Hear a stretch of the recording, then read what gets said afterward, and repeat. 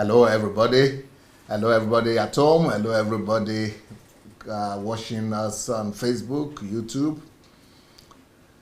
You are probably expecting my normal program today, which is with a guest. Either it's a book review or message review or interview. But today we are going to have a different kind of fellowship. And the fellowship we're going to be having today is going to be a prelude to our HMT. Prelude to HMT. Prelude to HMT, which is just fellowshipping, answering people's questions, getting to know one another. And then on Monday, the HMT will start full-fledged.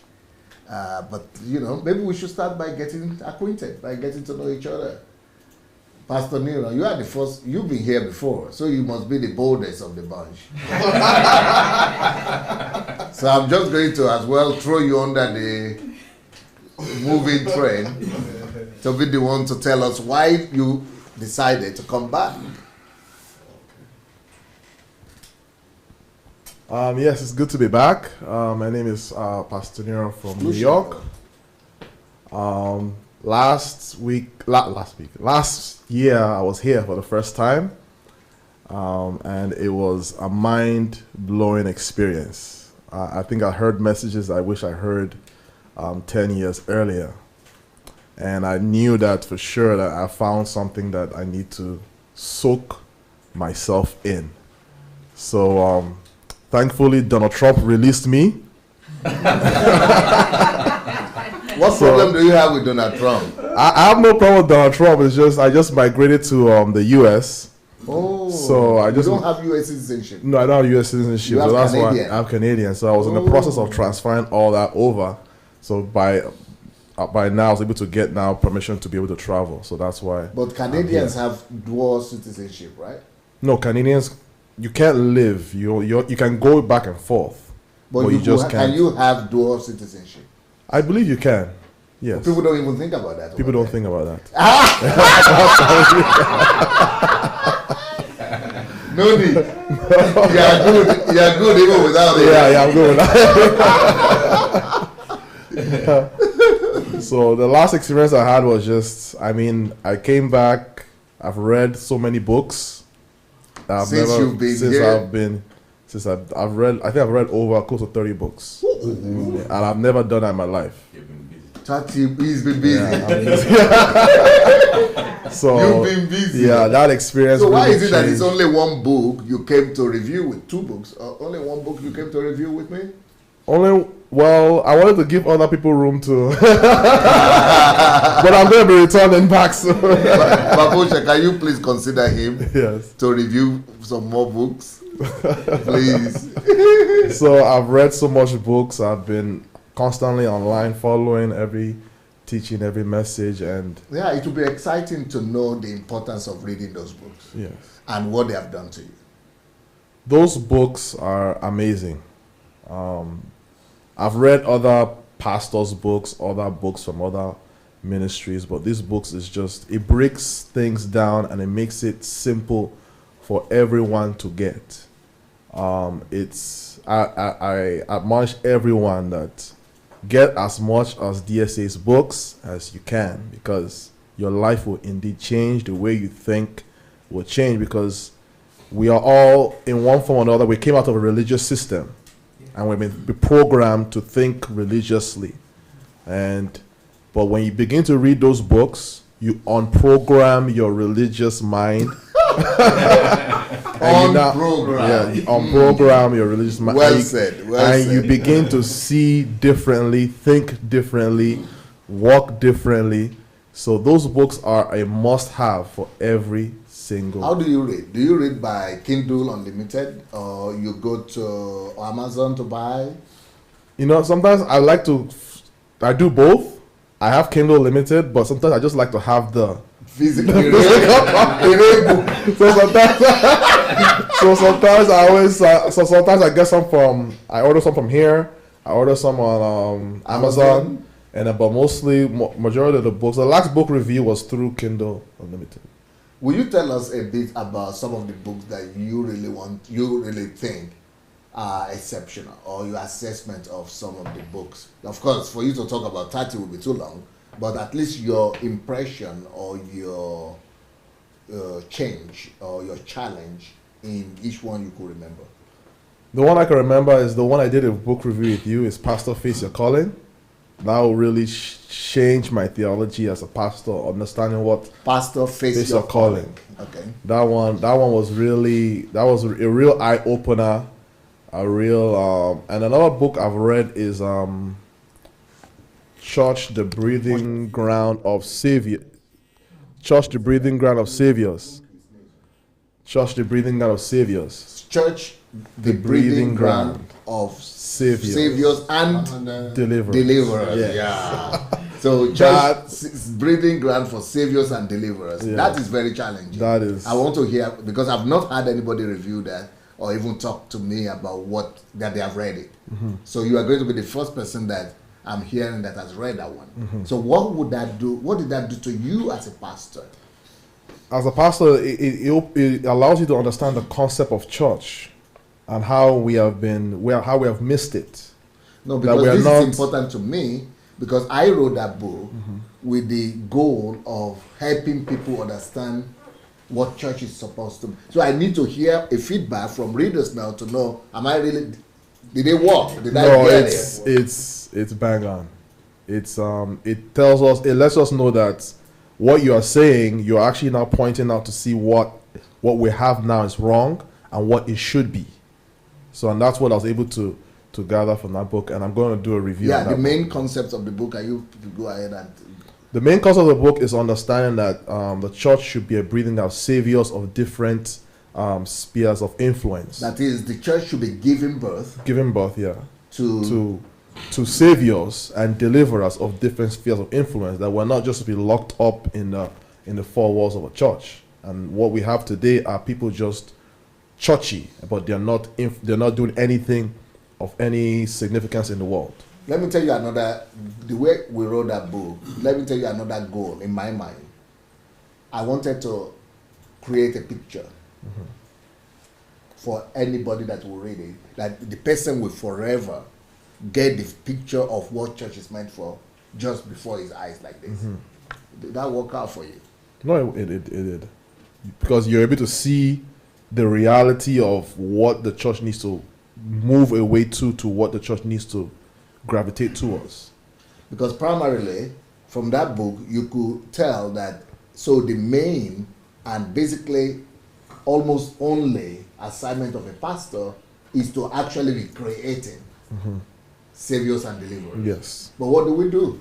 We're creating programs, yeah. And the church full of babes that are so dependent on their pastors to pray for them to do one thing or the other. So the church has no real saviors. So the book is, so you read that one. Did you read the other one? I wrote two of them at the same time. That's the one. I also have that one on my list that I'm gonna. Which is? Church.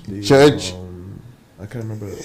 Yeah, the instrument to subdue the earth. Yes. Okay. Yes, that's the next one. Okay. All right. Which is the other book you? Visionless life is a meaningless life.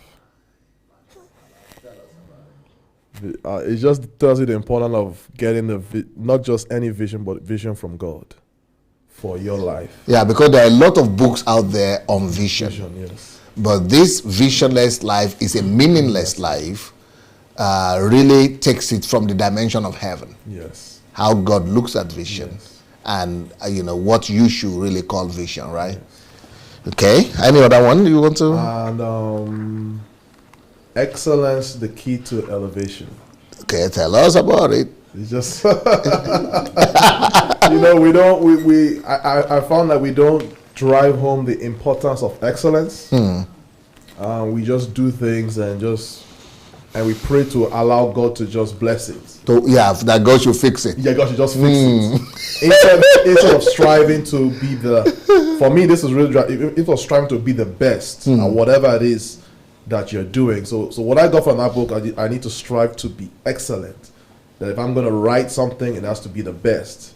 And you just talked about your life, of how you strive to be excellent, and that is the key. Not sowing seed or doing all the other sort of things. Laying hands. Yeah. But actually being the best at what you do, and that's the key to elevation. Will you say, reading so many books from DSA, that you can actually capture and see, kind of say the secret of Pastor Sunday's life? Because some people think they are going to get it when I pray for them or when they shake my hands. But when you read the book, could you clearly say, now I understand why it's like that. Oh, now I understand why. Well, tell me about that. You see, people that are watching on Facebook Live, they won't get to know DSA through the broadcast. They may see you as that you don't love the church, but when you open his book, you get to access his mind, and you get to understand that why he's doing what he's doing, because of what he knows. So that's the difference. So from the book, you get to know the person, you get to know his heart cry, you get to know what troubles him, what God has revealed to him. You get to know from his past experiences. So for me, it's easy to understand him. But for someone that just flick on Facebook and just hear a message on syncretism or that, you may get a wrong impression of who DSA is. Okay, any other book? Because I see that people are actually making a list of books for themselves. So you are introducing them to DSA books. I read if you your go finance books. Okay, if you go to Amazon, yes, and you can just open the page and then flip through, it will help you to remember. Yes. Otherwise, you might not remember everything. You have it on your Amazon? You have Amazon on your iPhone? Okay, yes, I have it. Okay. So, the law of difference? Yes. The Law of Difference. One of my own favorite books. I don't know if it is. It's a good book, but funny enough, it's like something that I've known, but you just expand it more to understand that everyone has difference, and to be able to discover the difference in other people, not trying to make people to become like you, which is what the pastors are doing today. They want you to be like them, not allowing. Some people even carry the same hairstyle. Dressing like them, not allowing people to be who they are, and I found out to be very true that pastors don't want you to be different. Like, pastors will not allow you. For instance, what I noticed is from following you is some people don't want their members to be listening to you. They want them to just listen from them. So they don't allow their members to be different, to think differently, and which is wrong. To display their uniqueness. So and through foreign DSA, I was able to discover my uniqueness and not trying to be like someone else. Because the truth is, every pastor is trying to mimic someone else's message. And one of the things that helped me from the last time I came is I was able to rediscover myself, my message, and not try to mimic anyone, and to just be the person that God wants me to be. So that book is very powerful. Yeah, I think it's very powerful. For many people that have read it, what they tell me is that they put it there on their bed, by their bedside. Because they said sometimes they just feel like going back to it again and again. Yeah. And then the other book is How to Live an Effective Life. It's just how to live an effective life. We have to live effectively, live productively. Maximize every time, which is something that you always hear from DSA, and that you always get from HMT, the importance of using your time wisely. And then also another time, what to do with your time. Yeah, what to do with your time. That's another book I read, that it's important to make sure that you use every second. That's something that is, to tell you the truth, a challenge. Especially when you live in the States. Yes, bombarded by so much, and that's why I believe it takes a lot of self-control. That's why I believe HMT is good. But you have to get back and create helps you to get back into it. Because I noticed that when I came, I was in it, and for some time when I got back, I was in it, but then just so much. So you need to come back to recoup. So sometimes you just need to come back and just. So I believe it's just a programming that is really needed. Yes. So that's a very good book too. That's what to do with your time, what right? to do with time, and how to become great through time conversion. Yeah, that's very similar, right? So, Also, funny enough, I read that book just before I saw the announcement of this HMT, and I'm like, oh no, I'm coming to this. Hey! Through time conversion. Yes. Yeah. You know, this time though, who is a science student here? Okay. Maybe I'm a student, but I'm a science, you are inclined, the background. Yeah. So, we are going to talk about some science this week as well. Okay. So get ready. Yeah. So that I read. Conversion. We're going to make it scientific, biblical, everything. And I read a problem, your shortcut to prominence. Yeah, your shortcut to prominence. Yeah. And where there's problem, there's money. There is money. Yeah. Do you think those particular books, Problems, Your Shortcut to Prominence, where there is problem, there is money, do you think those ones could really help Africa? Because I was thinking, I had Africa in my mind when I was writing those books where, if you're someone that is always searching for money, it opens your eyes and says, no, just look for where problem is. That's where money is.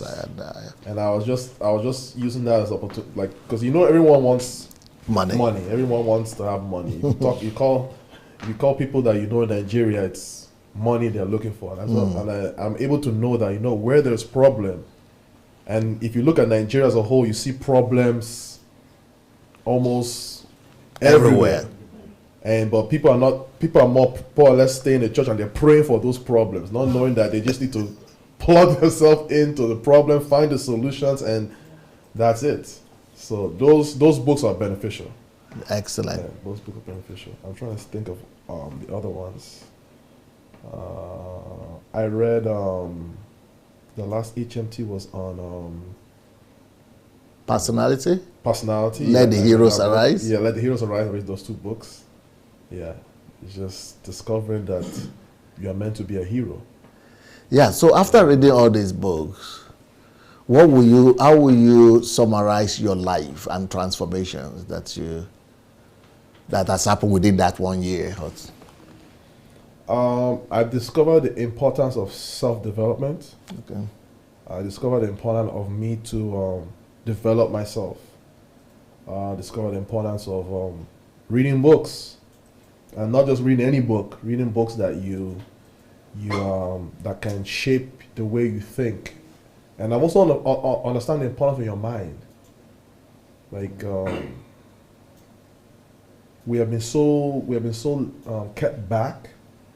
We have been so that we could accomplish so much, but because of the way we think, because of our religious mindset, we are more or less limited in the type of life that we can really live. Even though God desires the best for us, even though that's his desire, and we've left everything to just pastor to pray for you, or pastor to prophesy into your life, instead of you knowing that you have all that it takes. Just put your mind to work.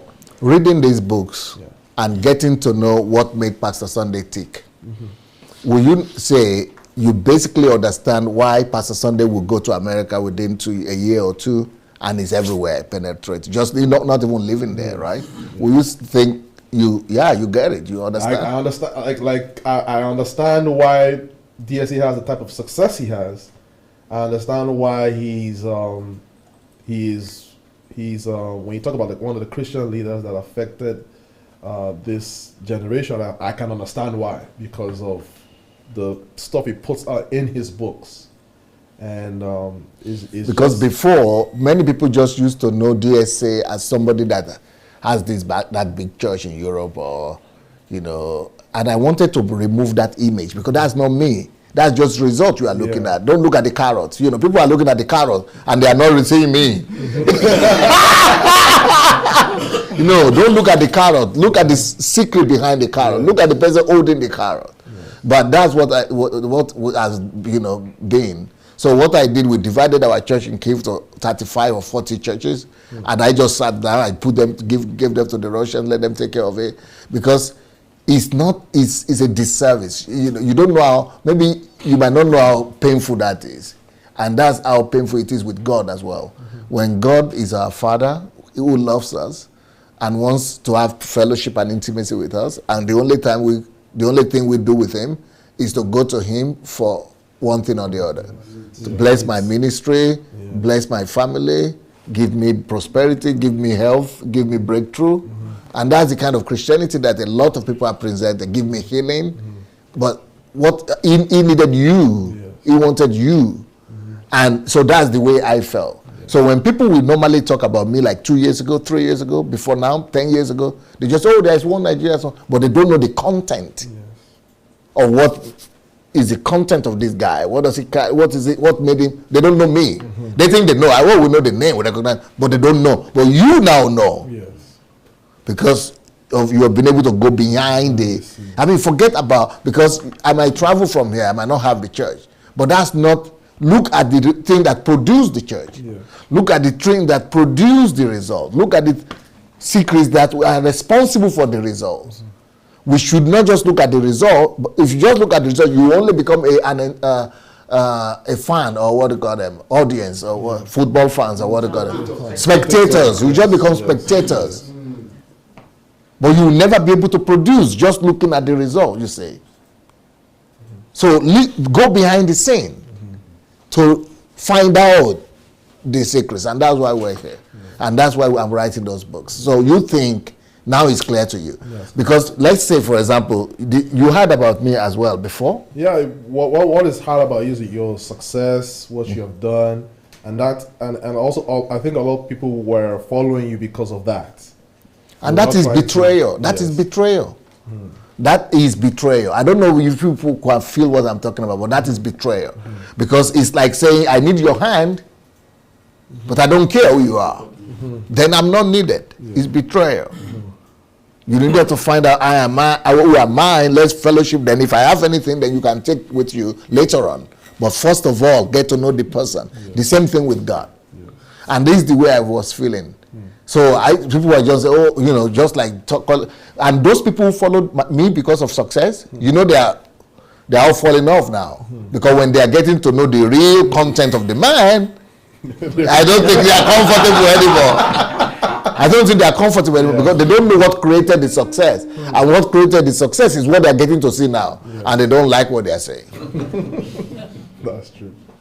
Yeah, because I'm sure that those 10 years ago when you had Sunday Adelaja first, you didn't quite know where to put it, how to package it, what is behind it, what is the explanation.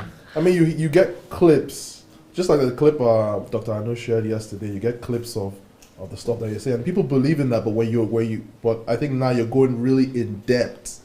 So now when you bring it in depth and you're calling out names of different ministers of God, they're like, oh no, you can't touch my. But I was doing exactly the same thing I just told the Russians. Yeah. Yes. So it was okay then. But now that it's getting to them, now they are uncomfortable. Yes. Because if I had not done that here, I would have become the person I am. Because anything you tolerate in life, you will never conquer it. Yeah, so there is no way I would have been able to have the result I have here if I had not confronted and changed through confrontation the strongholds of the land. So to change anything in Africa or anywhere else as well, you need to be able to confront it by name. Yes. So now that I'm doing that there, that is where the pain is involved. But it's painful for me too to confront like that. When I came to America that time, I was also like this. You saw me 10 years ago in America. So yes. So but now you can understand the principles. Yes. Because there are principles behind all these actions. Yes. And that is why they will produce result. But those days, it's just successful, it's just big. That is just cloud.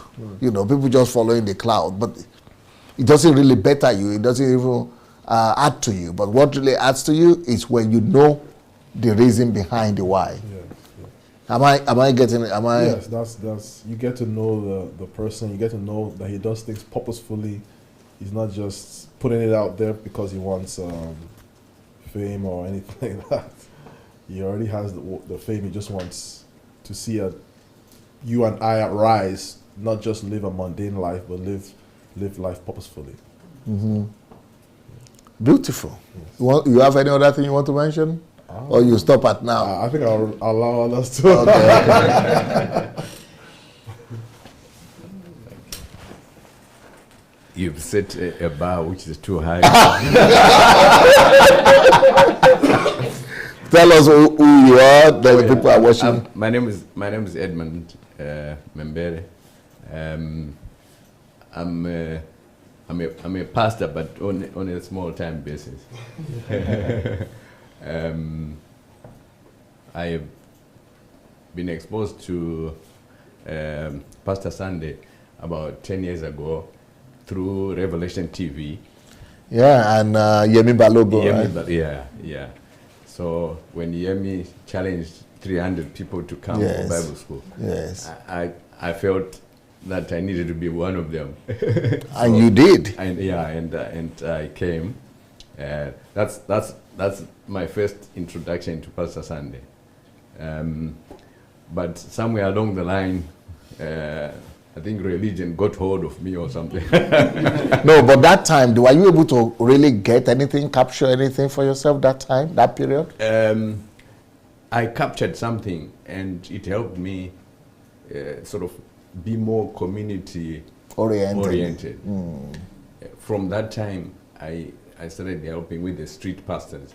So my eyes started to open about what was really happening around me, which you never saw before, which right? I never saw before, which I never knew was happening around me. Even though you are living in it. Yeah, I've been living there a long time. I don't even know what was happening in my neighborhood. So it, thanks to you, it opened my eyes, and I started to get involved. Although I could have gone in pushed harder, but and you could have come here 10 years ago. Yes, I could have come here 10 years ago. I wanted to, but circumstances wouldn't allow me. Yeah, especially in England. The laws of this place. Yeah, England is. I don't know. You people who are living in England, respect to you because. It's tough. Yeah. In God's timing, I managed this. So this is my first HMT. So I'm quite privileged to be here. So I want to make the most of it. But why? What made you to decide this time to go for it? To go for it. Because I've realized. Looking at, I was taking an inventory of my walk with God, and I couldn't see anything that I could really say this results. Yeah. So I said, no, I need to get more equipped so that I can. Yeah, but you could have gone to Singapore, you could have gone to America, you could have gone to Africa. Why reconnecting here? Right. Because with one thing I picked up with you, you have taken the gospel and you've understood it in a way that most pastors are not understanding, and you have made me to realize that the gospel is solutions for every problem in society, and it's just a matter of finding out what needs to be done in a certain situation to solve it. So you've made it so practical and so transformational that it attracted me. So because there are things that I see that I need to change, but I'm not equipped. So I saw this as an opportunity to be equipped to solve some of the problems, to become part of the solution. So the way you approach the gospel is unique in that sense. It brings God, it makes God tangible. So which is what people are full of religion. They don't know really what God is all about. And you make him real, you make him tangible. So that's one thing that attracted me to to come. And that concept that you just expressed now, making God tangible, did you get that concept from 10 years ago or from recently when you began to listen more intensely? 10 years ago, I got a glimpse of it, but now when I started getting into the books, I got into the depth of it. Well, not all of it yet, but, but some of it. Not all the depth yet. Some of it, yeah, some of it. So it sort of drew me in. So that I mean people, because when you started mentioning names, people freaked out. Yeah, I'm the most hated pastor in Africa from Nigeria right now. So people freaked out, but it didn't affect me because I knew what the area that you were touching was not something people were just peppering over certain areas, and you were really sort of confronting the real issues. Because for anything, like you just mentioned just now, that if you don't confront anything, it doesn't change. Yeah, something that you tolerate will continue to yeah, it will not just continue to, but it will grow, yeah, and it will overwhelm you, yeah, and then dominate you. Yeah, that's right. So the wrong things that we have tolerated in our society, yeah, like the religious practices, the wrong doctrines, yeah, they have now dominated not just the church world, they have overwhelmed and dominated the whole country. Yeah. They have reshaped the direction of our whole land. And they have really ruined the economy, the political life, because nobody was willing to pay the price of confrontation. Yes, yes. So in a way, I'm glad these things are out in the open, so that people can really see what it is like, what's and all, so that something can be done about it. So that's why I'm here. I've read some books. I've read some books. Yeah. Which ones did you read? Create your net worth. Oh, how to create your net worth. Yeah, yeah. I found that quite equipping as well. Yeah. Yeah. And I've read Money Won't Make You Won't Rich. Make You Rich. Yeah. Who Am I? Who Am I? Yeah. And I was quite surprised by a book that you wrote about. When I saw the title, I said, how Africans brought civilization to Europe. Yeah, did you get that? Did you read it? I read it. So I was amazed by some of the things that are out there. Yeah, and that's a very good thing you mentioned, because can you imagine it, that Africans have contributed so much to civilization in general and to Europe, yeah, and they would not let us know. Yeah. So I was very surprised by the information everywhere, Russia, everywhere. Africans have been Asia, America. So I was quite amazed. It was quite an it's called How Africans Brought Civilization to Europe. How Africans Brought Civilization to Europe. That's the name of the book. Yeah. So it blew me away. Did it blow you away before you read it or after you read it? The title the title drew me in. And then when I said, so you didn't expect that? How can a book be titled "How Africa Brought Civilization"? Yes, it's supposed to be the opposite, right? Yeah. So that was what intrigued me. I said, let me find out more about this. Yeah. Then I discovered, everywhere, Russia, everywhere. Yeah. So, yeah. So it's amazing. So don't feel that we have contributed our ancestors have contributed. And what I think about that is also that, especially, I really want that book to get to the hands of the African Americans, because you have a lot of them that are into gangs. Oh yes. And into that low life, in the hoods and things. Yeah. Because they no connection. No connection, yeah. But when you know where you are from, that you've been great before. Yes. That is what, one of the reasons I wrote. I wrote the book also because I've been here in Russia, yeah, where they call us, all kinds of names. Yes. So I also needed to open their eyes. I wrote it first in Russian, actually. Okay. Yeah, because I needed to make a point to them, to the whole country. And then, because, they will come and challenge me and say, what has a black man done? Black men are like animals. They just have emotions. They've never created anything. Show me one invention. But in that book, I have a chapter on invention. Yeah? What we have invented. Yes. That the world is using right now. Yeah. There are a lot of things in that book. It's mind-blowing. Mind-blowing, yeah. Yeah.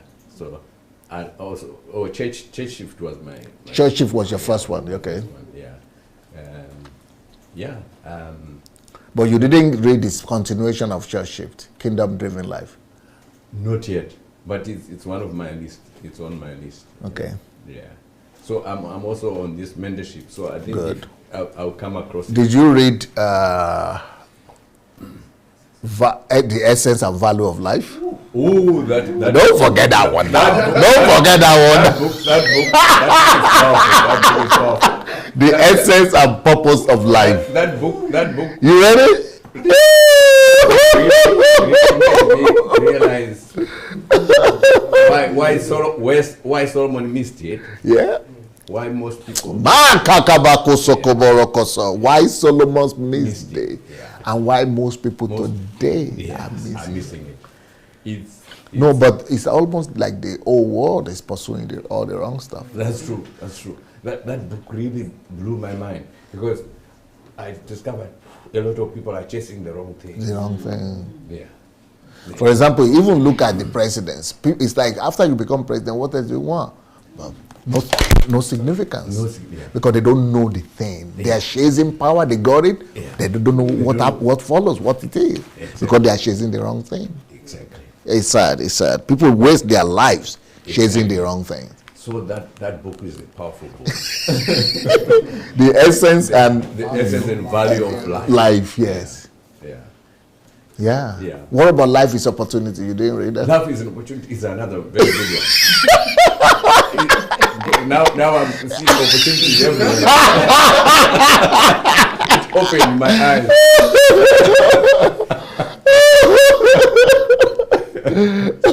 So I mean, you've put your life into those books, and you can see that there was a lot of work put into this, and you practicalize it, which is the aspect that I like very much. You make it very practical, doable. Mm-hmm. Yeah. And what would you say is like Pastor Nira was talking 10 years ago, when you were just hearing more about this black pastor in Russia? Oh yeah. And now the difference. What's the difference between that Pastor Sunday you thought you knew and the one you got to know since you started? Yeah. Now I'm discovering there's more. I had just seen like it's like when someone open a curtain, you see a flash. Yeah. But now I'm getting to know the real Pastor Sunday, and there's a lot of depth. Yeah, there's a lot of depth. Because most people wonder, how is it that for a lot of our African people, they have really found it difficult or challenging to build cross-cultural kind of ministry, or to be able to reach out to Europeans and to be successful at it. And so they always think maybe it's grace, maybe it's some anointing. Well, I think you know better. Yeah, now I know better. It's the substance. It's the substance. Yeah, beautiful. Yeah. Because people just think that's just his own anointing. That's just his own. No. Because I've discovered the local population, they don't just they don't just take anything. Take anything. You really have to show substance. You have to have this content, substance. They have to see content. And when they see content, they respect. And it has to be genuine content. It has to be genuine. And they are very good at judging something that is fake, surface deep, or something that is genuine. Yes. They are very discerning. Yes. In that because they have taught them critical thinking from childhood. They don't just swallow anything. No, yeah. So when you are presenting our kind of gospel, it doesn't attract them. That's the problem we are having in drawing them in, because what we are selling is not relevant to them. It's not attractive it's to not them. attractive. But the substance that Pastor Sandy stands for is really what, especially that book, Essence of Value of Life. Yes, it's totally different it's from totally different. from what everybody is. Yeah. So I would. And if you look at it very well, if you look at Europeans very well, you will see that most of them who are really thinking, they are not interested so much in those big three. Yeah. You know, they are looking for something else, substance. Yes. And that is what. Yes. That's what the kingdom offers. Yes. Which is. But then we left the kingdom as our own gospel took the kingdom and threw it somewhere. And we are chasing after the superficial stuff. Yeah. So I'm really enjoying the journey. Beautiful. I'm glad you came. Amen. I'm glad you came. Yeah, we left out those brothers. Do you want us to go back to them? Yes, sir. Okay. I'm Hannu from Finland, and let's say that I've been living inside church entity most of my life and ministering inside church entity too. And I've been, let's say that I have been studying different streams, and I've been moving towards kingdom some years ago. But for me, the question was always that, how to say it, there were many good things, but I think that your way to speak about calling, understanding, it gave understanding so that the calling or ministry, it wasn't something inside the church, but it gave balanced understanding how the God was really able to touch the whole society. Right. I especially liked it. And concerning questions, I think that, let's say that in Scandinavia, let's say that our societies are well off and peaceful, so let's say that we just need a little bit God for eternal life.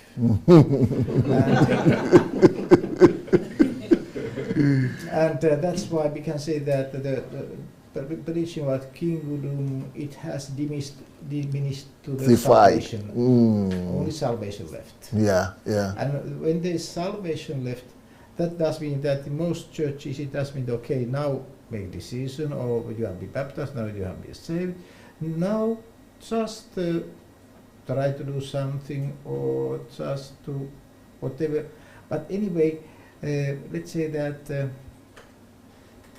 there's very little understanding about life in Christ. And I would like to hear during these days something about from you, because the process, because in most cases, not only when you repent, give your life to Jesus, but I think that you have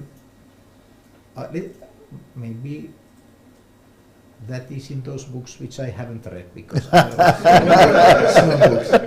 But because I would say that I enjoyed the way your way to teach took the, how to say, our spirituality away, because it seems that okay. Over spirituality is away, right? Yeah, super spiritual. What do you call it? Super hyper spirituality. Yeah. Because let's say that too often it has been that the traditional pastors have been able to speak about spiritual things and how good people could become more, even better. And now I think that the way that they are, let's say that basic teaching about, okay, life in the society, those principles which work for everybody, certain kind of wisdom and spiritual wisdom, and I enjoy. Have you been a pastor? Yeah. For how long? Very long. Since 72? Not 85. Since 85, you've been a pastor. Yeah. So you want to now find out how to do church I would say that, as I spoke with some friends there in the Kojo, so I believe that if you have real kingdom message, normally traditional church will become destroyed. Are you afraid of traditional church of yours being destroyed? Let's say that let's say that I'm here because I want to take steps forward. But what I meant with this is, I think that if there is any kind of hierarchy or too much dogmatics, the kingdom life can't stay there. Yes. And if there is a real kingdom life, it's a spreading, and traditional pastor-centered structure can't go forward. For me, when I've been thinking about kingdom life or movements, well, there are two things which I think are the most important. Another is basic communities, and another is, let's say, calling. Yes. And how these two things combine, connected. Yeah. And I haven't yet heard your teaching about basic communities, but I'm waiting.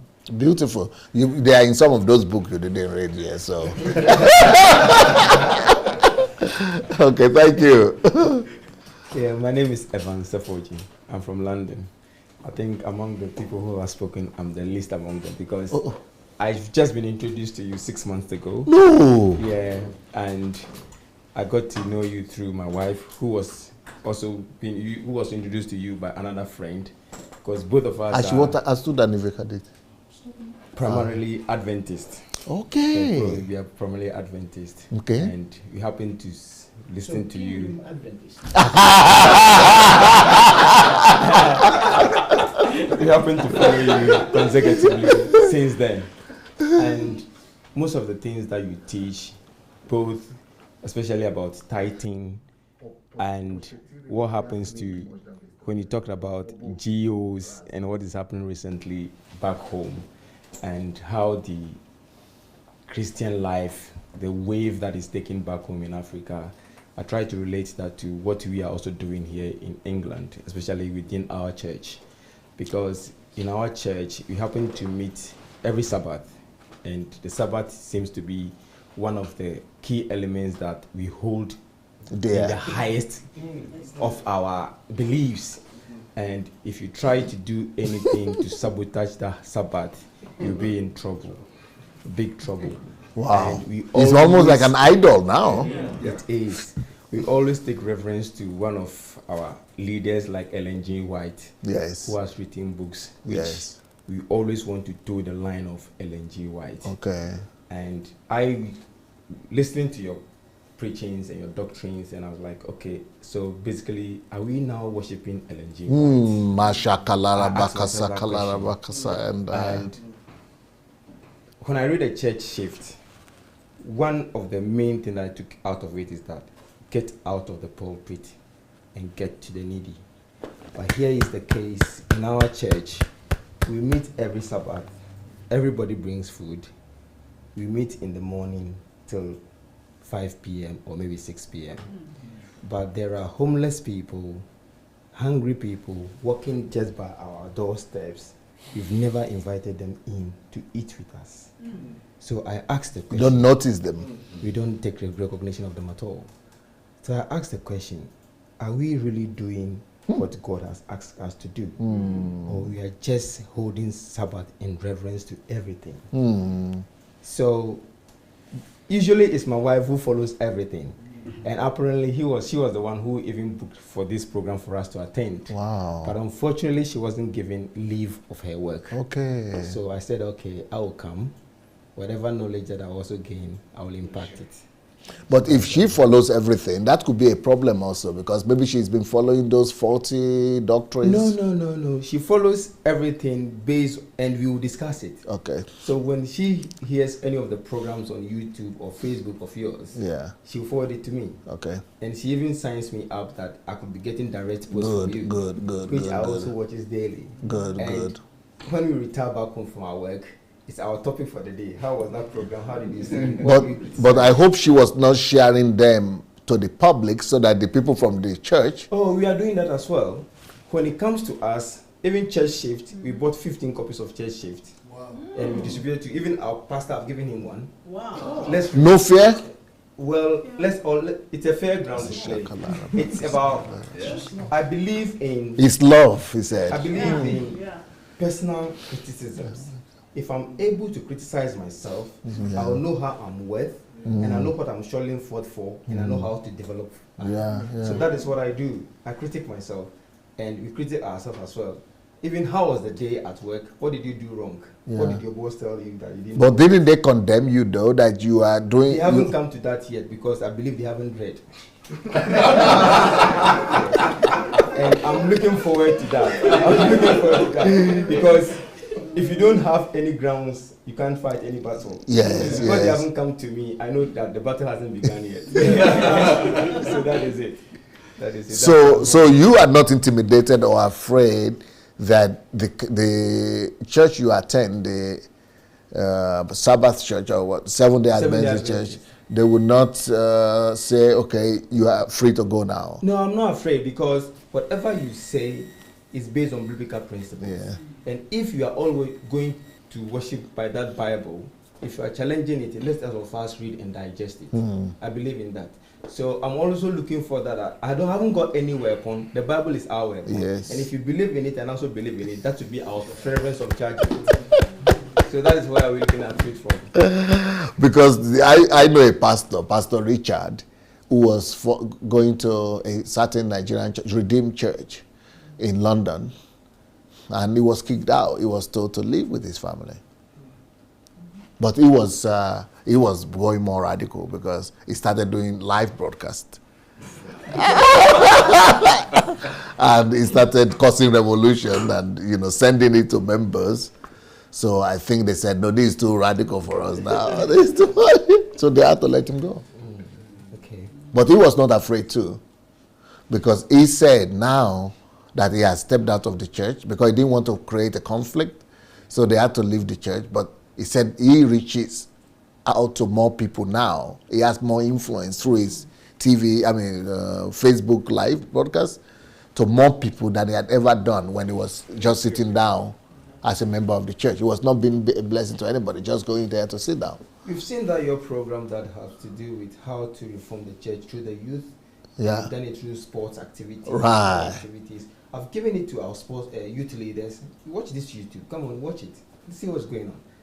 It's a challenge. It's a challenge. I believe in that. That when you probe the other side of the world, when you probe outside your thinking box, it reveals things to you that you never knew existed. Exactly. But if you live in your own confinement, actually you are not developing. Yeah. You are not developing. And we are in a technological era, and when we believe to move even our Christian life, we should know how technology is moving and how we also need to move to keep us fair. And you have been able to do all this during the last 6 months. 6 months, yeah. No, but how often, how many messages do you think you have listened to in these 6 months? I can't count them because even if I'm working and I'm free, it's on my phone, I'm just listening. It comes, I just click on it, I'm listening to it. Every day? Like the recent one that got to do how to know Christ and be a friend of Christ. Yes. It was just flowing daily. I've just listened to it. Because when I'm working, sometimes either I'm listening to music. I used not to listen to Christian music if I'm working. Either it's Kenny G or something to keep me going. And when I discovered this, I'd rather listen to something that will inspire me. Yeah. Messages like this. Then I even think it's even making me concentrate more because I know what I'm doing. So you've been able to listen to a lot of messages in these 6 months. Yes. That's why you see 6 months, but it's very intentional and very intense. But you've not gotten a hold of the books yet. I've only gotten one. We've bought some of them. I've not read all yet. I've only started the second one. Okay. Yeah, I've read the church shift, and I'm only doing the one that got to do with money does not make you rich. Yeah. Beautiful. Wow, 6 months. Okay. He's a veteran here. He's been here for like... Good evening, everybody. My name is Izzy Chinaka. I came from US. I happened to meet DSC's program 10 years ago. I saw his preaching, and after listening to it, he made an announcement he's coming to US to introduce a church shift. You said 3 years ago? No, 10 years ago. 10 years ago, okay. 10 years ago. Okay. So I have to call my friend, pastor, and tell him about it, and it's okay, we have to go. So we drove from Virginia to Atlanta. That was about. You drove from Virginia to Atlanta in US, yeah. So when we got there, my friend, Mashakallah. even to the extent we tried as much at the end of the program to shake this. No way, you can't have the time. Because Americans were everywhere. We were only able to get him sign our books. And from there, I was really trying to get connected. Then he announced about the opening of Bible school in US. I said, okay, that would be the ultimate. Unfortunately, it was in Texas. So I couldn't get there. So along the line, I think the internet programs were closed up. So I couldn't get in touch again. So that was where I missed it. And for 10 years? For 10 years. So I was lost contact? Lost contact, you know, of what I wanted to do. I was trying to get even the phone number of the pastor over there, but I couldn't know how to get it. So fortunately enough, 3 months ago. 3 months ago? 3 months ago. Wow. I was browsing in the internet, and the message just came up. I browsed it, and it said 10 years later. So you can listen to my message anywhere, every time. All my messages are there. I said, what?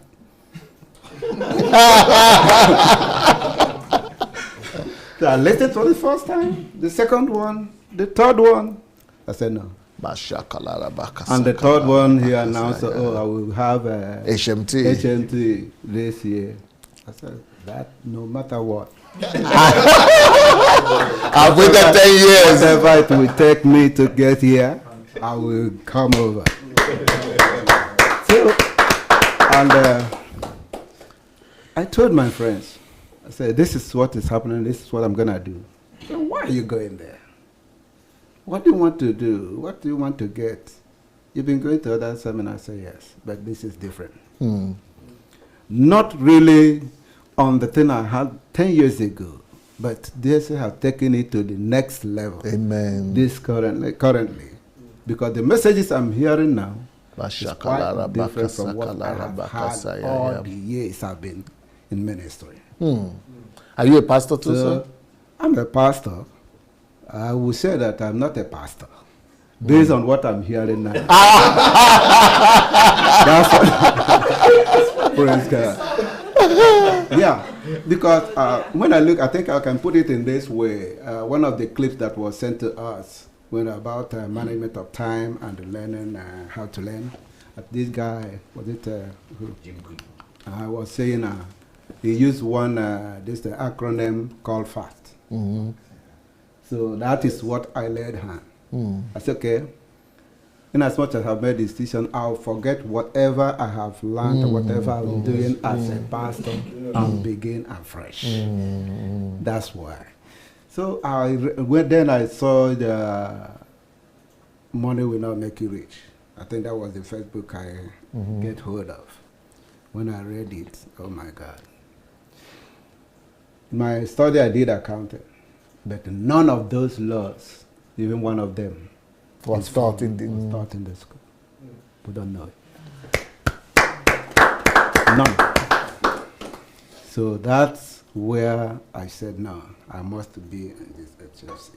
And when I get here yesterday, and got my hand on the, no one is better than you, yeah. My God. I've been telling some of my colleagues here, I say, he is the Solomon of our time. I don't know whether we get it like that. He is the Solomon. God had deposited that He gave in him. Communism, wilderness experience, suffering, persecution. So that he can now, like, I can't believe it that we can just come, be laughing with him, shaking with him, hugging. I haven't seen anyone like that, like him. That is so humble to the ground. We have pastors, I think, when I was in Nigeria. Hardly you come in and see a pastor. Even to visit, you will book even appointment to come and see a pastor. See a pastor. I mean a pastor that even cannot boast of maybe 1 million. Because when it got to that side of money, then it is now more than God himself. So I think I'm so grateful to get in connection with you and the program and the church issue. And I believe it is God time for the change. But you came in much after I've stopped talking about the Nigerian churches. 3 months ago, I'd stopped already. Yeah, but I have listened to most of them. Okay. I've listened to most of them. I really appreciate that, because even when I listen, that's why I said what you are saying this time, it blows my mind. Some of the things you were saying really was, the first day I listened to one of them, I was sharing with my colleague about a Nigerian church. That this church, people, for example, people have donated money to the church. Collection is made every day. Tax is made every day. Seed is every day. Everybody have to sow seed. And after getting all this, the church has built school. The church has built hospitals. The church has built a college, university. But no single church member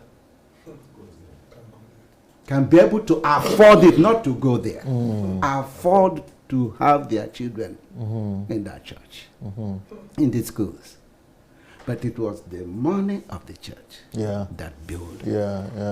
So when I heard DSP saying something of this nature, I said, no, I need to really get connected. But what about your colleagues, the pastors around you, the African pastors, Nigerian pastors? Wouldn't they try to discourage you because you are going to that pastor that is speaking bad about our fathers? DSP, I will tell you this. Yes, I have one of the associations I belong to, which is Association of Pastors, African Pastors, Ministers Fellowship. Your message made me to opt out of the program. Because I know if I am in their midst, telling them about what is coming on, it will be like a fight. But when I'm out, you are free. Will come in with these messages. I think it will be different. That's the reason why I say I'm the more. 3 months ago, you have also succeeded in listening to so many messages in 3 months. I've done. And every day Excellent. I listen to a message every day. Some of the programs you are doing daily. And since I gave up my phone number on the WhatsApp, every day you receive new message. And I've been listening to them. It's really a great opportunity that we can't afford to. So thank God for your life. Thank you, sir. Thank you, sir. Hello, everyone. My name is Kojo from Scotland. Kojo what? Olugbile. Olugbile.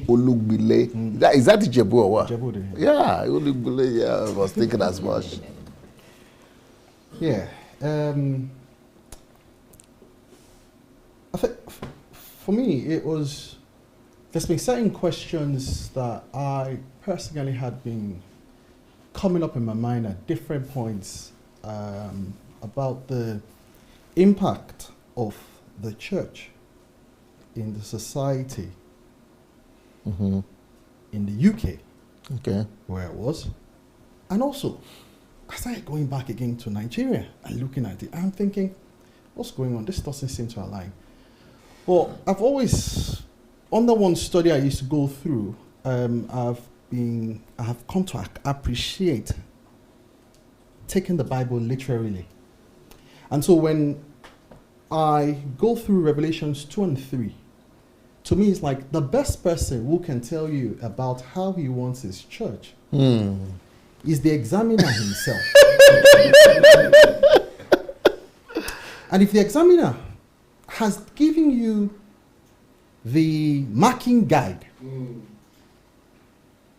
the marking scheme, and also tells you how what you're doing wrong, how you can improve, how you can change it, how you can get better at what you're doing and not continue in that path, I'm thinking, then to me, that should be my focus. And from there, I can use that to beam against my life and against any church, to pass it through that filter. To me, that just makes sense.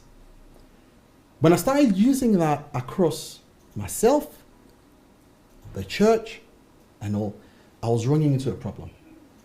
I was running into a problem seeing that, no, this thing is not, things aren't adding up. They're not aligning. And that was quite a struggle for me. Then, of course, when I think of the corruption going on in Nigeria, I will speak more on Nigeria, the corruption in Nigeria and all of that, especially in the government circles and how we focus so much on it. Again, from Revelation 2 and 3, I realized that most of the churches, the problem was from the city, came from the church, and not the other way around. And understanding that, he says that you are the light. And if the light cannot shine in darkness, how great is that darkness? So I started becoming like, okay, now I think this is becoming slightly clearer here. The problem. This process started with you like long time ago. Just thinking about it that way and asking questions. Then one of the other person that I used to listen to a lot, he was always from the viewpoint of, this is what people say, this is what this group says, this is what this group says, this is what we believe, and this is why we believe what we believe, and he will evidence the whole thing. Beautiful. Logical analysis of the whole thing, and then come to a conclusion. But he always adds a warning. He says, don't believe anything Chuck Missler says. Go on and do your own study. Be the Berean Christian. Yes.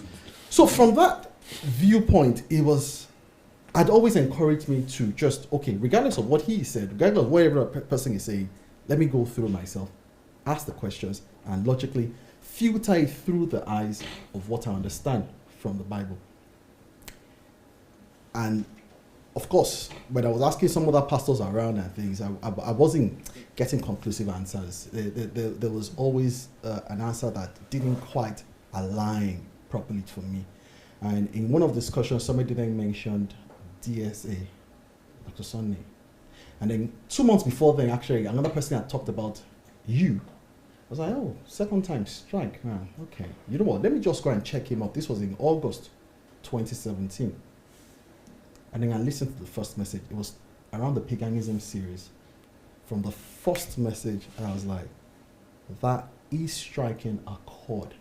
That's striking a big chord. And for me, it's because I was saying to some colleagues here, when you hear truth, there is something in your heart that makes you recognize it. Yeah, that's true. But you have the option in your response to it. You either accept it like the people accepted with Peter, or you rebel against it, like the people did with Stephen and stoned him to death. Those are the two options that are available. So in further analysis again, I started going through Dr. Sunday's materials at different points as well. And I think one of the ones that struck me seriously was the financial laws of money. You know, the assertion you made, especially in the first, your introduction can be very mesmerizing. And you're thinking, what is he saying? Why is he so bold about what he's saying and all of that? And the introduction was very catching for me. And like, okay, I'm going to listen to this. And by the time I started listening to each and every one of them, I was thinking, my God, truly a lot of people are so clueless about the things that where their focus ought to be and what they actually should be doing. Then I went on to predictability of life. Life is predictable. That was. So you were actually listening to series. To the series. So how did you get the wisdom to go series by series? Because I also recognize the start of a thing from the Bible. Every chapter, the introduction is very important. And so is the conclusion. And so, like I said, your introduction in every start of a series forms a base that you start to think, my goodness, what else can he possibly have to say about this? And that is the hook for me. And then it makes me continue to listen and all. Because I've always been, with Chuckman's like, I could listen for 2 hours, 3 hours, messages and things like that. Because he has to logically break it down systematically. So that there is no ambiguity in what it is clear, right? It's then up to you to then challenge him if you do not agree with certain things. And he will answer again. So I respected that aspect of it as well. And by the time I started seeing some of your program and how, in fact, it was when you now finish and then people will come and start talking. I'm thinking, okay, now that's kind of weird. That so people can even still say their own viewpoints. And then when I saw you in your church as well, doing the same thing with the Ukrainians, I'm like, that's making sense. Because I now remember the part of the Bible that says, when two people, when somebody is prophesying, let the other two be there. It's true or not. And if that is the case, glory to God. Glory to God. People the opportunity to tell what you have said is that what they have received. Yes. And so that, in fact, it helps you as a pastor to actually end it there if you have misheard or you have miscommunicated message. And that way there is no ambiguity. You can quickly clear everything and clarify it right there. So that time doesn't even pass over it. And you say, well, I can't even remember that I said that on it. No, you resolve that, So those were some of the things for me. But you went from financial series to Life is Predictable? Life is Predictable. Okay. Right? And I then went on of course I was still listening to the regular 7 o'clock. Okay. So after the 7 o'clock one is when I then go to the series. Then the other one I think was really important for me was the message of love. Okay. Having read Jeremiah talks about the commission God gave him was about 4 destructive things and then 2 constructive things he was going to do. He was going to destroy, he was going to pull down, he was going to further things. And then he was also going to build up and plant. By the time message of love started, I'm thinking, goodness, even if I'm not believing in what this, even if all of you are saying this, there's so many pointers to me that this cannot be from anyone against the church. You need to understand what you mean by someone is against the church. I say against your organization as opposed to the real body of Christ. Because you need to separate that. Once you separate that, clarity comes. And then, I think we also misunderstand what we call hatred, love, Yes. rebuke. We've misinterpreted the whole thing. It's all lumped together, and we sometimes just see what is love as negative, what is negative, what is bad. We see it as that's the way I'm showing love. So it's just like the African kind of parenting where it's all by serious beating. Yeah. But it's destroying you. If that's the case, with Jesus Christ and the when he went to the the marketplace, and he went to whip them all out. You know, it was when I was listening to your message that it made sense that that is love actually. I missed that myself. That is love. It wasn't an expression of hatred. No, it was an expression no. if you continue in this, you would end the judgment of God, and I need to stop that. So that I deliver you from that judgment. How can that be against the church? How can that be against them?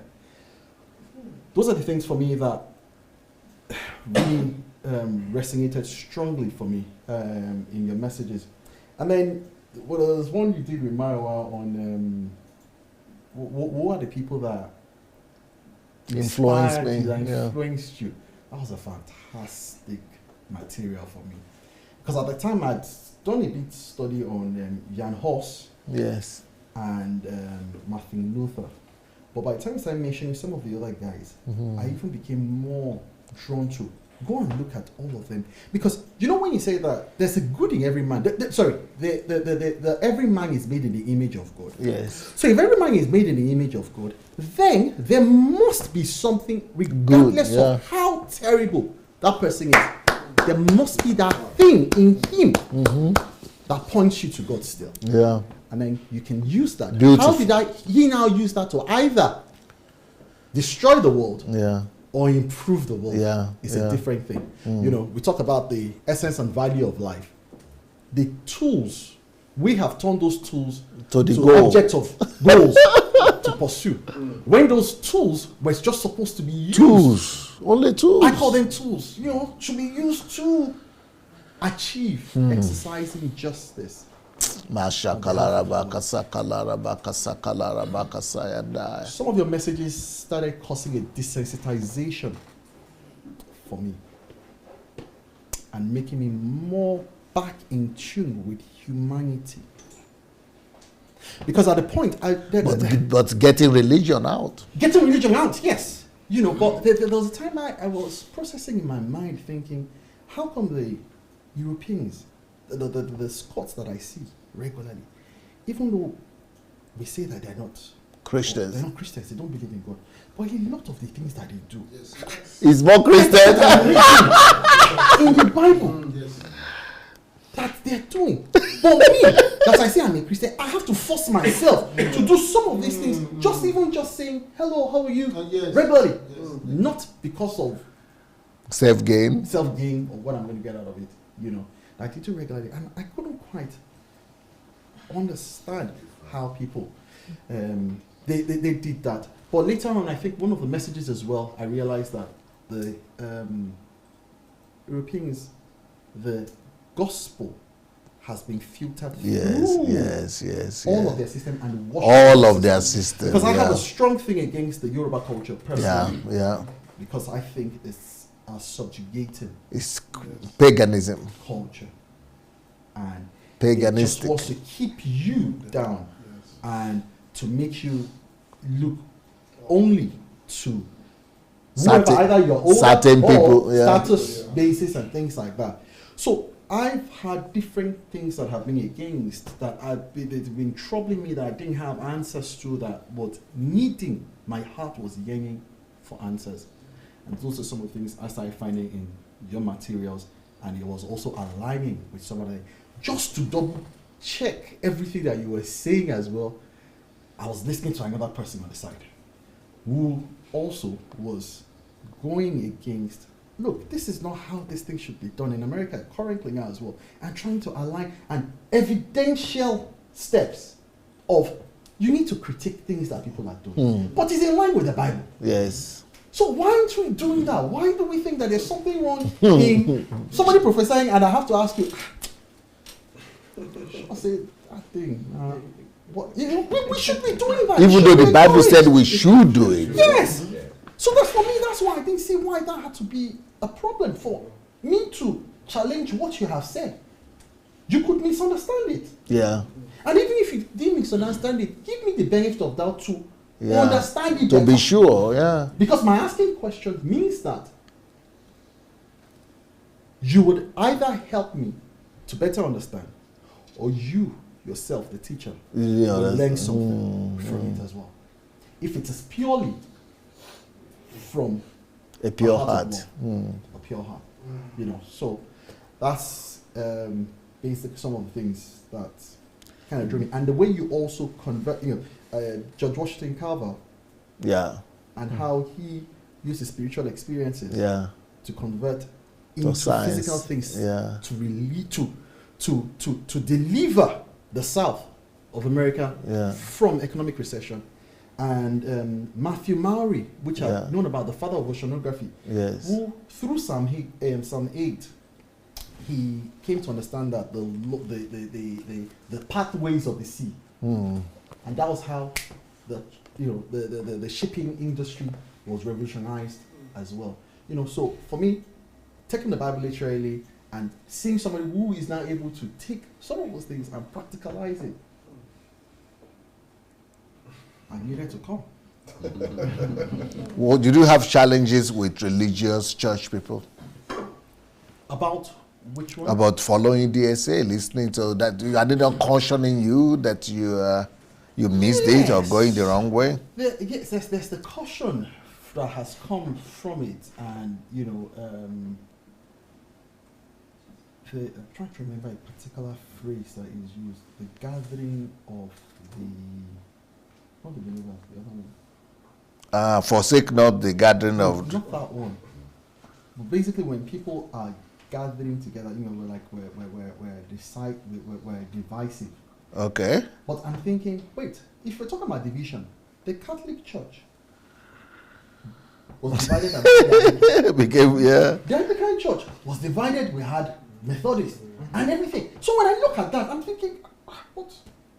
There's nothing being wrong, certainly, with this division sometimes. Because in the division that happened over time, that is why we've had the different churches that we have now.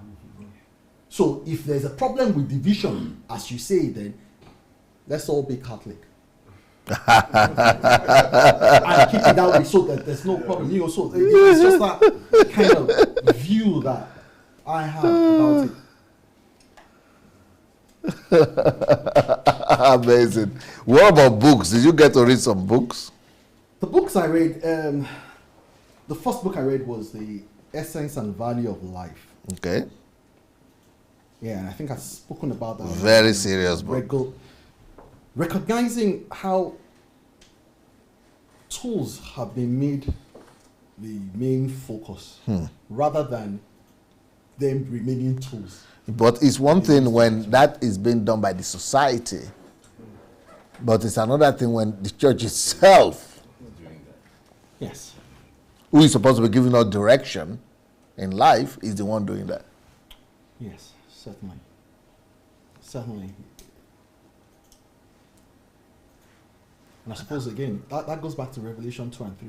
You see this coming back, revolving around Yeah. the issues the churches had as well. And God's had to send message that time, but we are coming back. We are not reading those messages anymore. We are repeating their mistakes, Yes.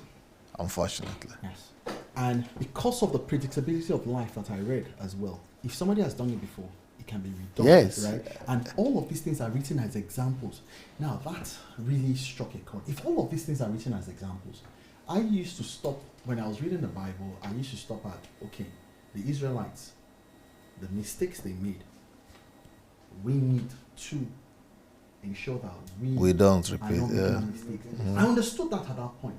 But with the consciousness of all these are written as examples, in fact, I was able to now go further that, wait, actually, before the Israelites, they actually had the Canaanites to look forward to. Before the Canaanites had the Sodom and Gomorrah, rather, to look ahead to. They failed to do something, they got hit. In fact, Sodom and Gomorrah also had Noah's flood to have reflected on. Or they had Genesis 11, the Tower of Babel, to have reflected on. So I start to see that cycle repeating itself, and always only a remnant seems to always get the message. Because from Jeremiah and Isaiah, when I was rereading it again, I'm like, this thing is becoming really clear. What is happening here?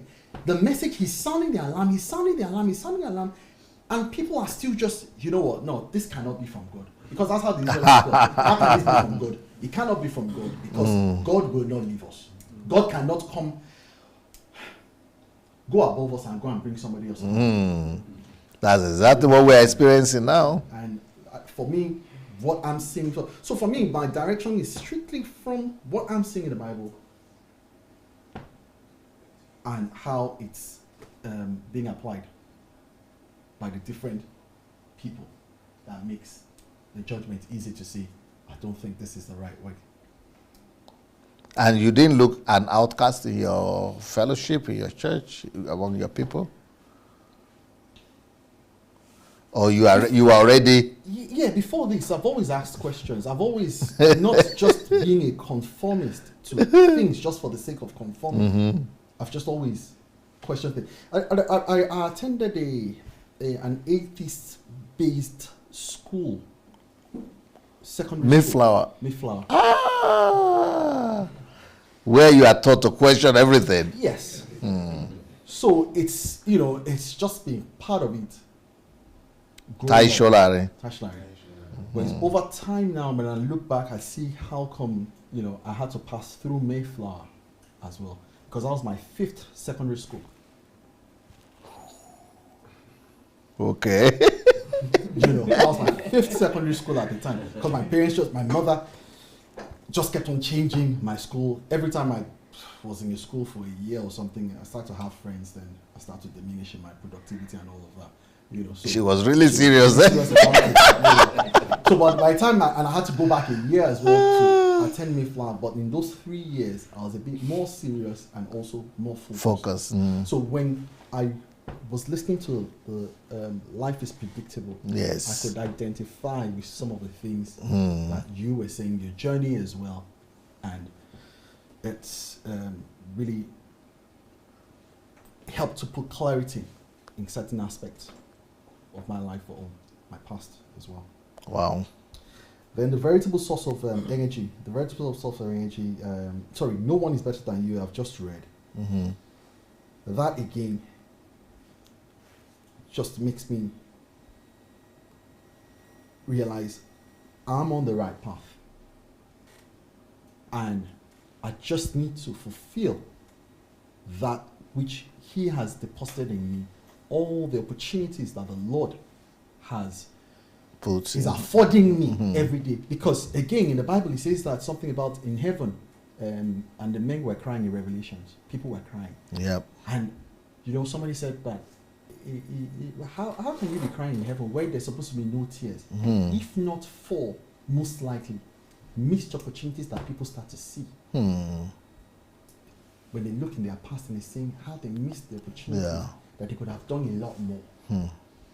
So for me, that becomes really gripping as well. Like, I do not want to continue to waste opportunities, but trying to continue to convert them, maximize my time, invest in them in the right way.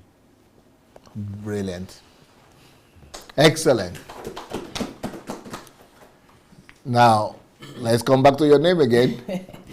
Prince Chinje. Prince. Yes, sir. I'm from Texas, Fort Worth. And, Fort Worth. Yes. Okay. And it's really a privilege for me to be here. Originally, I'm from Cameroon. I'm a I'm a medical laboratory scientist by profession. And a PhD student now, yeah? Yes, I'm a PhD student as well. So I got exposed to Dr. Sunday like about 8 years ago. I read Church Shift and Pastoring Without Tears. but because of my work schedule, I was working and doing my master's at the same time, so I didn't really have time to, I didn't really go deep with it. I got distracted with the work and just pursuing my master's.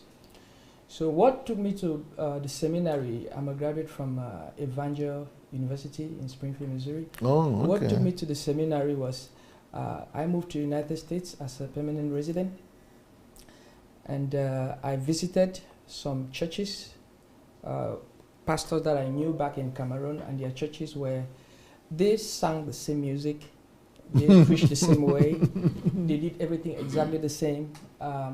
They used the same slangs that we use back in Cameroon. So there were neighbors that were maybe different cultures, but they were not part of the church. So I began to ask myself, is this the same? Because I was called to be a missionary when I received Christ. So to be a bivocational missionary, that's what I understood at that time. So I went to China, but I didn't stay in China because I didn't have legal papers to be there. I thought I was going to be a missionary in China. Oh, so I've yeah? always been looking for China. for ways, Wow. for ways to be able to cross cultures. So when I went to this church, I realized that the church was preaching, doing everything. The church was pretty much full, but it was one culture. They were going to shop with everybody, going to work with everybody, but Sunday morning they will meet as one church. So I told myself, if I'm going to be planting a church in the United States as God has called me to, I should try to find out how I should maybe be able to do it differently. So that's why I went to seminary, so that I could better understand the American culture. And so when I went to seminary, because when you get into a different culture, there are three things that can happen. You can either be assimilated, or you can be isolated, or you can isolate yourself, or you can incarnate or enculturate. So going to seminary helped me to understand those things, so that I should not be maybe assimilated, I should remain who I am, but it also helped me so that I should not be isolated. But the difficulty that I had was that in the seminary, it's a great seminary. The motto of the seminary is knowledge on fire. On fire? Knowledge on fire. On fire? Yes. Yes, so, and so in the seminary, one of the things that challenged me was that, or one of the things that gave me a lot of questions was a principle that is being propagated in the missiological world. That was originated by one professor in California. His name is Professor Donald McGraven. He's of late. He gave a theory called the homogeneous unit principle. And the homogeneous unit principle says that it's easier for people of the same culture to fellowship together and to have church and to have community. So churches should just focus on reaching people of their own culture. So I went to the seminary to understand how I could cross cultures. And it's a great seminary. There's a lot of other things. They focus on the spirit and things like that. But that particular theory kind of threw me off, because that explained to me why the American church is doing great, but they are following the homogeneous unit principle.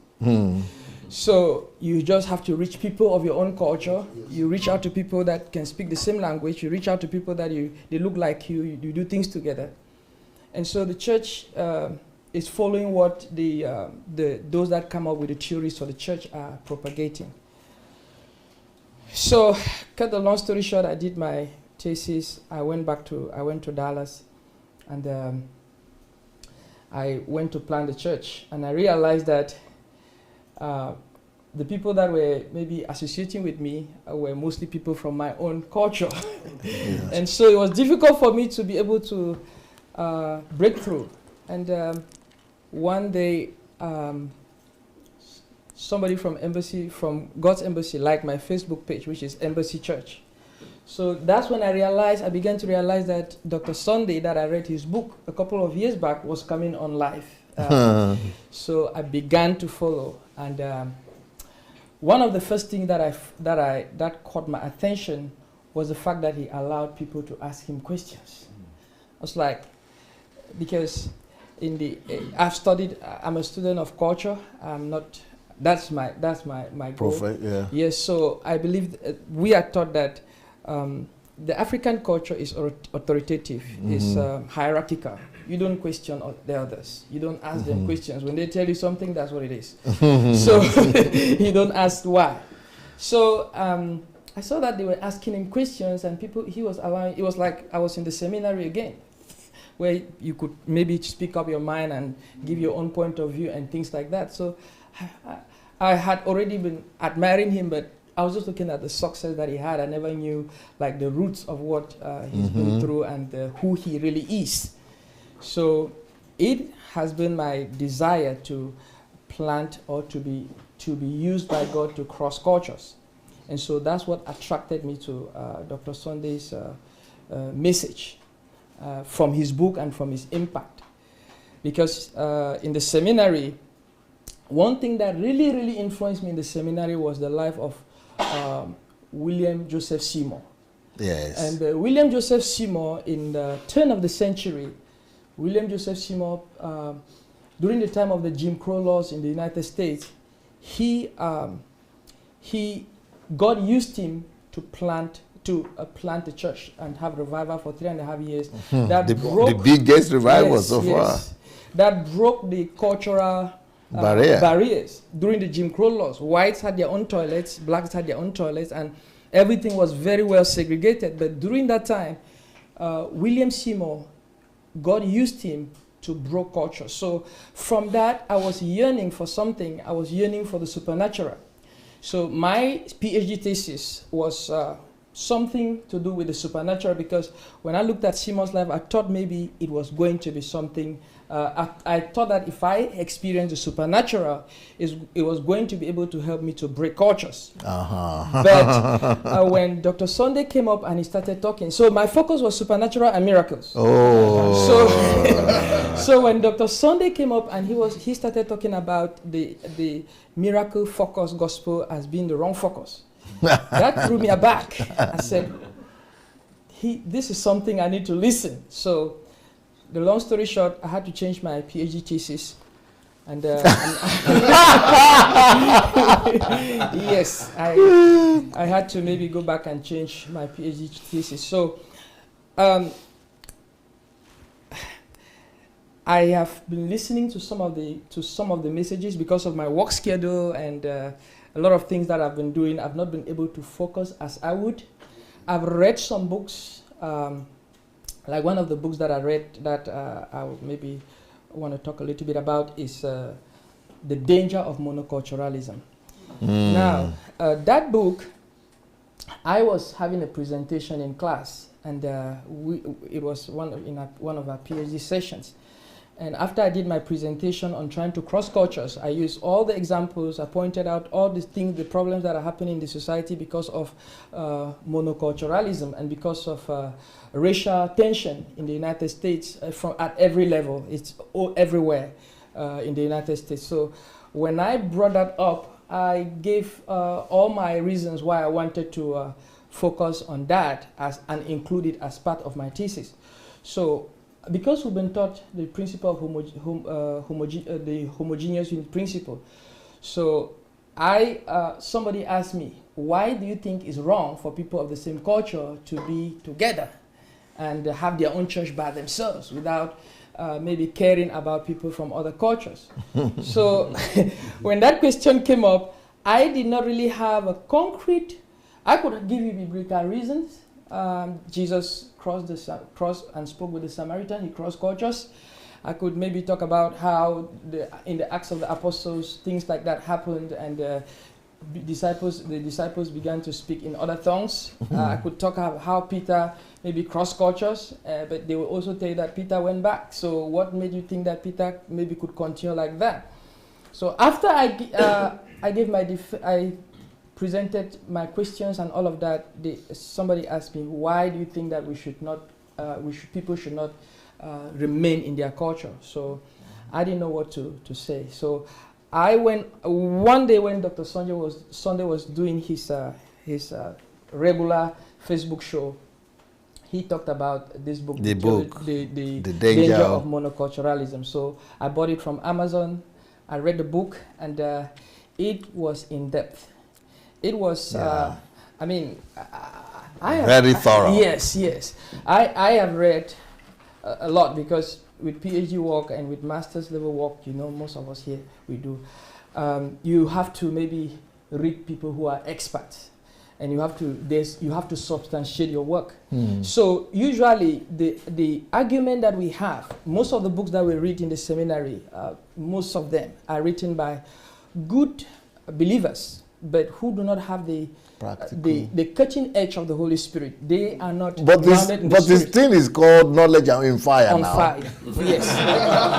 Yeah. Most of the theology books that we read, they are written by our Baptist brothers.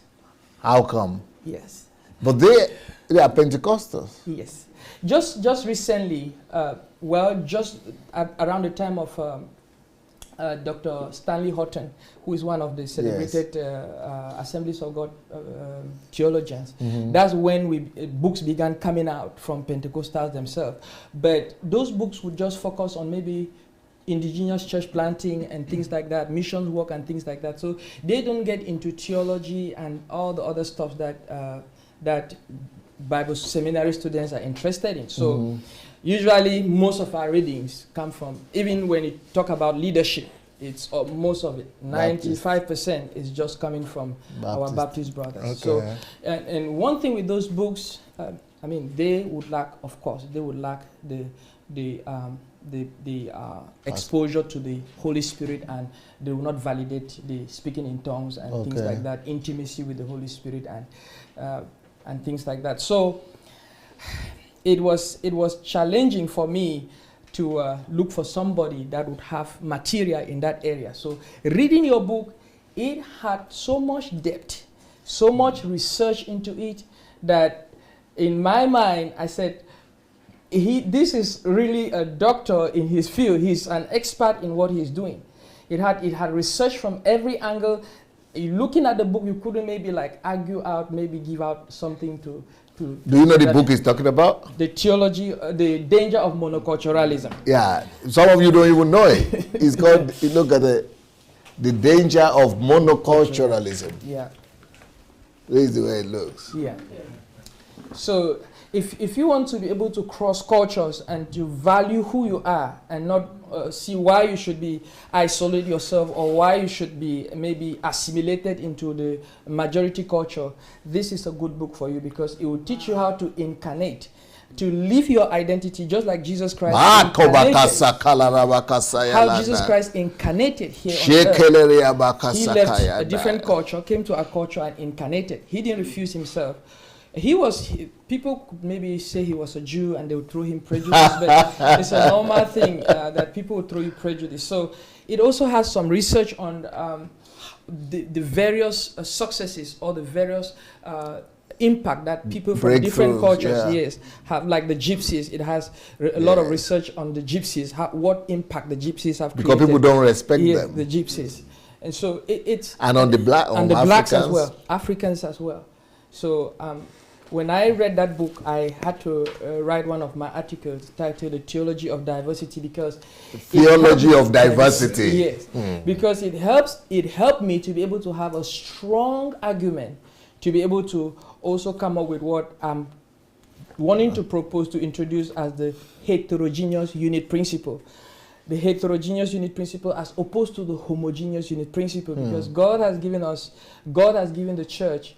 Diversity. Diversity. Go and make disciples of all nations. So the reason I decided to come for, I read while I was reading, I was working and I was doing other things. So I have been really, really challenged by the ministry of Dr. Sunday and what he has done, and I want to learn from him. I love books, so I'm buying all the books that he has. Yes, because I want to just sit down and Do you have all the books? yeah, the English ones. Yuri, you have all the books? He loves books. And he wants to get all the books. Yes, so I've been talking for 15 minutes. I'm just excited to be here, and I love the spirit. I love the grace that God has put in His servant. There's so much that I think, like Dr. Anu was saying, that we've not scratched The surface. the surface of what Dr. Sunday has to bless us with. So I'm looking forward to this time together. I'm looking forward to learning, and looking forward to just humbling myself and learn as a child and soak everything that I can soak as a sponge, because God is doing something in our generation. I believe that God has called us as a unique time, a time that we can shape the destinies of lives, families, and nations. And there's just so much. There's just so much that I can say, but I'll give the microphone to the next person. Amazing, amazing. Now, before we continue, we have to take a break. So what will happen is that, especially for the people who are watching us on Facebook, YouTube, we are going to go on a break now. Mario, is it a long break or short break? 10 minutes? 35 minutes? Okay. Yeah, so we are going to come back. We are not going to have the 7 o'clock, 9 o'clock program today. No, that's 9 o'clock our time. And for people in Europe, in England, is 7 o'clock program is not going to come on, because we are going to do part 2 of the prelude. And then, so HMT, we're already in HMT, so we are going to come back by 9:30 our time. That's in 40 minutes. And then we're going to get introduced. We might need to switch places, that people want to introduce, come forward. People want to see more of the women. We want to see more of the women. People want to see more of the women. But that is if you are bold enough to show your face in the camera. So, who talks? Who wants to? Anu? Okay, you want to come and... Yeah, we need the microphone back now. Let Anu take it. All right, where will I stand? Yes. Okay, let me just start here. Hello, guys. I'm sure you are already feeling... Yeah, I'm sure you're already feeling the HMT heat, all right? So if you've not shared this video, please go ahead and share the video. We'll be back in 45 minutes thereabouts. Just a very quick announcement to our viewers who are watching. Please, if you want to register for the subsequent HMT, you better start planning now. Don't wait till it's 1 week or 2 weeks before that. It's very important that you start planning towards January, and we're going to release some videos that will help you in the registration process. So just get prepared. We are getting set here for the HMT that is starting on Monday. So till we come back in 45 minutes, just get yourself maybe a coffee to drink or biscuits to eat while we here try to feed ourselves with something, all right? So see you guys in some minutes. Bye for now. Bye.